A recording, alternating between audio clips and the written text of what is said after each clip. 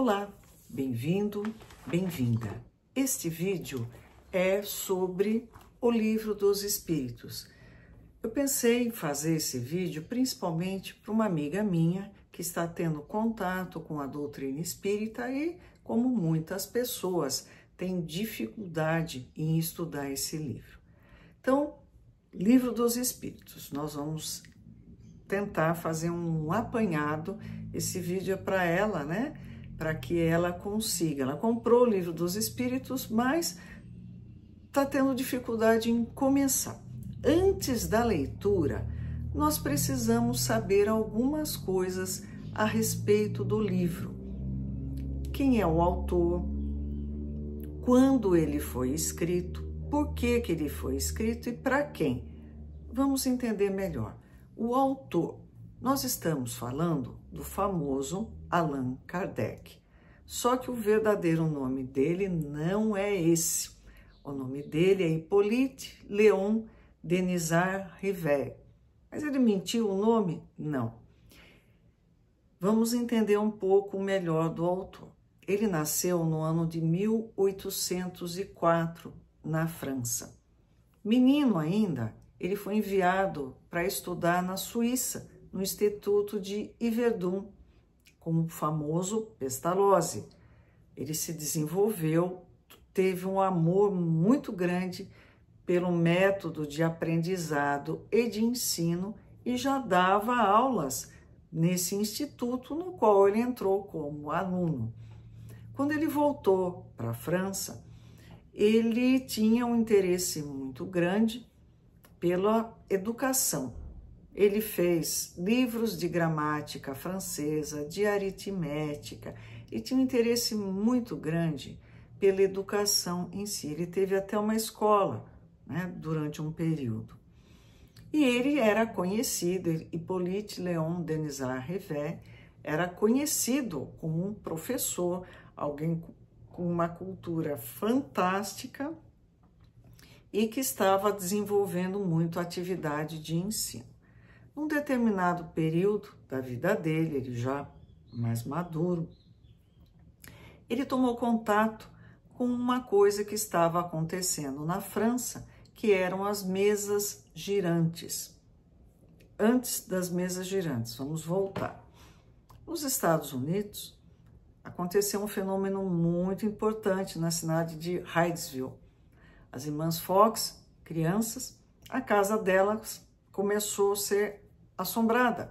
Eram pancadas, barulhos, móveis que saíam do lugar e uma barulheira tremenda e ninguém descobria a origem. Eles já estavam ficando doidos com aquilo lá. Até que criança, né, que ninguém falou para elas que não pode, que é impossível, que não deve fazer, elas começaram a brincar, pedindo para o fantasma, né, bater palma uma vez. O fantasma pediu para bater 2 vezes. Olha, você que está aí, né? Responde, bate, por exemplo, 1 vez para sim, 2 para não. Foram conversando. Depois elas descobriram, elas iam falando, né? Depois os adultos entraram no meio, iam falando o alfabeto A, B, C, D, D, uma pancada, então anotavam. E eles vieram a saber que esta criatura, esse ser que causava essa balbúrdia toda, era um caixeiro viajante que tinha estado nessa casa, foi morto pelos antigos donos daquela casa para roubar, né? Então essa coisa não é novidade. E aí encontrou-se o esqueleto deles, etc e tal. E esse fenômeno começou a se propagar por todos os Estados Unidos. Foi uma verdadeira invasão dos espíritos. Começaram a ter pancadas, descobriram, né, que essas pancadas, ao invés de ficar falando o alfabeto inteiro, né, imagine uma pessoa, né, que o nome fosse Z alguma coisa, 23 pancadas até a letra Z. É muito demorado. Então, eles se reuniam em volta de uma mesa. É claro, você vai se reunir em volta de uma cadeira? Não. Em volta de uma mesa, todo mundo sentado, confortável, e a mesa dava pancadas respondendo sim ou não. Isso chegou até a Europa e, claro, eles não tinham Facebook, Instagram, nada, que Telegram, não tinha nada. E eles não tinham o que fazer, né? A aristocracia era muito ociosa, porque eles não trabalhavam mesmo, tinha que preencher o dia deles. E ficavam se reunindo, fazendo perguntas e as mesas respondendo. Aí foi, né? Ah, eu vou casar em que ano? Ah, eu vou ter quantos filhos? E aí foi, essa baboseira toda. Só que um amigo do Hippolyte Léon Denisard Rivet falou, olha, vem comigo que tem mesas respondendo perguntas. Aí ele falou assim, ah, só o que você quer. Imagine se mesa pensa, não tem cérebro. Foi lá, eu vou ver o que está acontecendo. Bom, foi lá ver. E não é que responde mesmo? Só que danado que ele era, nós vamos chamar agora de Allan Kardec, e eu já vou explicar por quê. Danado do jeito que Kardec era, inteligente, ele não foi lá para perguntar quantos filhos ele ia ter, mesmo porque ele já era casado e não ia ter filho nenhum, né? Ele foi lá com umas perguntas e trazia as respostas, ele se preparou para essas reuniões. E aí, com o tempo, eles descobriram que não precisava ficar a mesa batendo, né, letra a letra. Bastava pôr numa prancheta, né, um lápis, e esse lápis deslizava e escrevia. Aí eles perceberam que não precisava da prancheta, era só alguém, uma pessoa que tinha uma faculdade, uma facilidade, punha o lápis e ela estava conversando, oi, tudo bem? Nossa, quanto tempo, e seu filho? E estava lá escrevendo, ela não tinha consciência do que estava escrevendo. Kardec começou, né, do jeito que ele é, começou a matutar naquilo e foi fazendo perguntas e levava. Só que ele era esperto, ele falou assim, ah, se eu perguntar para uma mesma pessoa, não vou saber se aquilo lá é verdade ou não. O que ele fez, o danadinho? Ele mandava as mesmas questões para vários médiums no mundo todo. Correio, né, gente? Não vamos esquecer, né? Para quem não sabe, é o lugar onde você manda uma carta e vai de um lugar para outro, né? Hoje em dia ninguém sabe isso. Então, através do correio, ele escrevia, mandava e recebia centenas, milhares de comunicações. Então, ele começava inteligente, ele começou a ver, bom, as pessoas, espíritos, né, que assim eles se chamam, estão dizendo que essa caneta é preta. 40 espíritos estão dizendo que essa caneta é preta e tem 2 que falaram que ela é verde. Muito provável que seja preta. E aí foi desenvolvendo a sua linha de raciocínio. Dessas perguntas, ele selecionou 501. No ano de 1857, publicou a primeira edição do Livro dos Espíritos com 501 perguntas. Só que ele falou, não quero usar da minha fama, do meu renome como educador, para validar a minha obra. Os espíritos tinham dito, de umas encarnações anteriores, ele tinha sido um sacerdote druida e tinha recebido o nome de Allan Kardec. Ele falou, é isso, vou usar esse nome, porque senão vão falar, o professor Rivet que está falando. Não, eu não quero isso, eu quero que eles aceitem pela lógica do raciocínio, não pelo meu nome. Publicou. Vocês devem estar pensando, Liliane, você não está bem na cabeça. O Livro dos Espíritos tem 1018 questões. Ah, tem. Começou com 501, depois os espíritos orientaram Kardec. Aumenta aqui, faz isso, faz aquilo. Kardec não era médium, viu?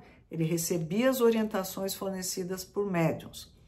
Faz isso, faz aquilo, e ele desdobrou para 1018 questões. Pois bem, ele fazia as perguntas, coletava as respostas e fazia comentários. Por que o Livro dos Espíritos é o livro mais importante para quem quer entender da doutrina espírita? Porque esse livro vai se desdobrar futuramente em Livro dos Médiuns, o Evangelho segundo o Espiritismo, a Gênese, o Céu e o Inferno, mais Livro dos Espíritos, Pentateuco Espírita, 5 livros mais importantes do Espiritismo, uma alusão ao Pentateuco de Moisés, que são os primeiros livros do Antigo Testamento, também conhecido na tradição judaica como Torá. Pois bem, Kardec coletou as respostas e ele viu que ele estava diante de uma coisa extremamente interessante, um novo universo que se desdobrava. E esse livro foi feito com a finalidade de compartilhar aquele conhecimento. Ele não era educador, um professor por excelência, então ele queria de verdade compartilhar os conhecimentos que ele estava adquirindo. Esse livro tem 4 partes. A primeira, das causas primárias. A segunda, mundo espírita ou mundo dos espíritos. Terceira, leis morais. E 4, esperanças e consolações. Ai, mas por que escreve num português difícil? Gente, nós estamos falando de um livro escrito em 1857. Vocabulário de uma pessoa com um nível de educação muito grande, um intelectual da época. Então, não pode alguém traduzir, a gente falou... Não, não era a linguagem que Kardec usava. A gente não pode trair a obra por uma tradução completamente descontextualizada. Francês, culto, intelectual, na época do grande avanço, né, na França, e trouxe esse apanhado, né, de ensinamentos dados pelos espíritos. Não foi Kardec que escreveu o Livro dos Espíritos, ele colocou em ordem aquela bagunça, aquele tanto de informação, ele colocou, construiu um raciocínio lógico. Uma questão é a base para a próxima, é a base para a outra.